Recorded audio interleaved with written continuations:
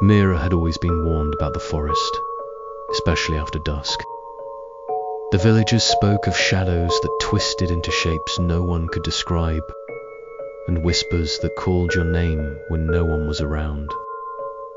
But Myra, stubborn and curious, believed these were just stories meant to keep children from wandering too far.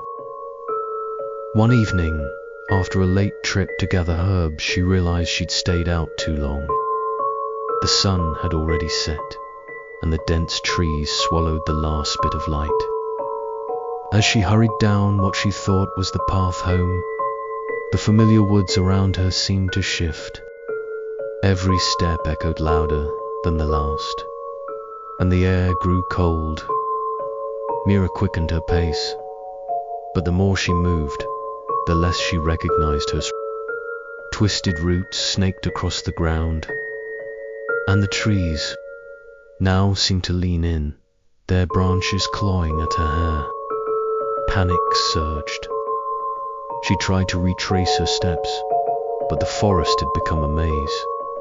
Then she heard it, a soft, distant cry, like a child. It was faint, barely above a whisper, but unmistakable. "Help me," it pleaded, the voice eerily familiar.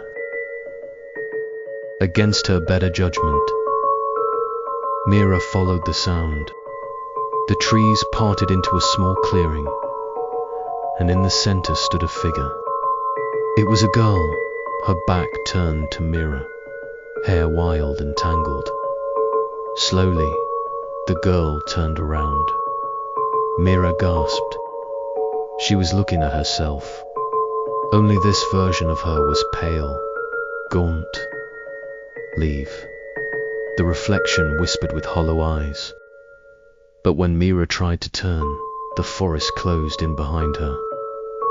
Branches wrapped around her wrists like cold fingers, and the last thing she heard before darkness swallowed her, laughing in the distance. She was never seen again.